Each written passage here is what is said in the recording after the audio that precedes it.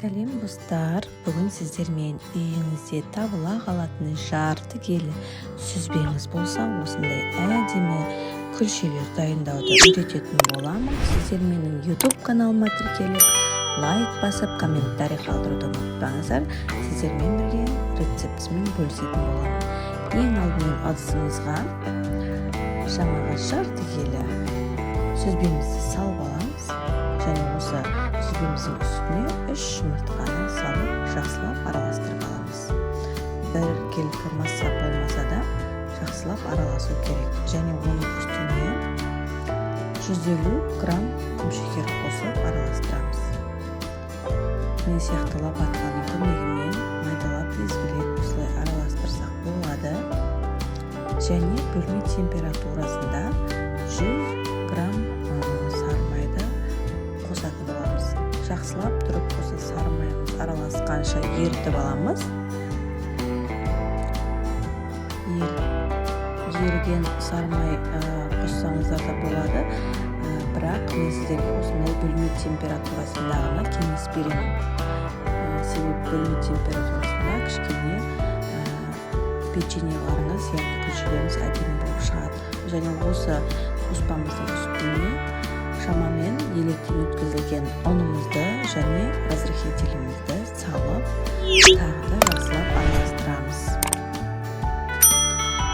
Менің YouTube каналыма тіркелмеген болсаңыздар, тіркеліп отырыңыздар. Менің YouTube каналыма сіздерге пайдалы осындай рецептермен бөлісіп отыратын боламын. Оңай және қолжетімді заттармен жасалатын үй жағдайындағы осындай рецептермен бөлісіп отыратын боламын.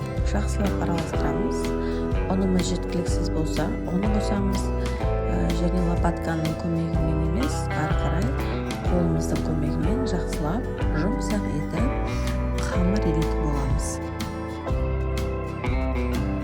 Қамырымыз әдемі бір келкі болып шыққан дұрыс. Бірақ та бізде сүзбе болғандықтан сүзбеміз кішкене бүдірлеу болады. Ол ештеңе етпейді, себебі сүзбе біздің қан құрамымыздағы кальцийді көтеруге өте қатты көмектеседі. Сондықтан ешқандай қобалжудың қажеті жоқ. Қамырымызды жақсылап осылай илеп аламыз. Илеп болғаннан соң ыдысымызға салып тындырып қойып қоямыз.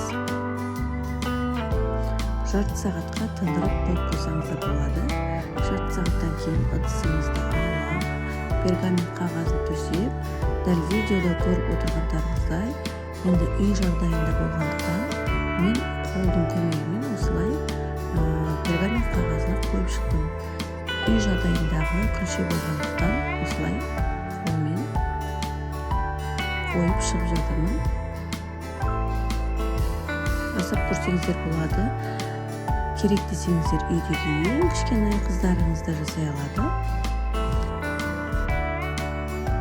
Үйде күлше таусылып қалған кезде дүкеннің, магазиннің күлшелерін алмай, дәл осылай қолдан жасасаңыздар болады. Мен сәндік үшін вилкамен үстінен басып шықтым және кішкене құмшекер сеуіп шықтым. Бұл да әдемі дәм береді және әдемі сән береді. Сондықтан печеньемізді осылай әрлеп сәндеп шықтым.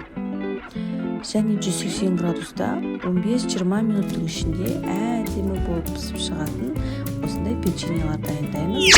Ал сіздер менің YouTube каналыма тіркелуді ұмытпаңыздар. Мен сіздерге өте пайдалы осындай рецептермен бөлісетін боламын.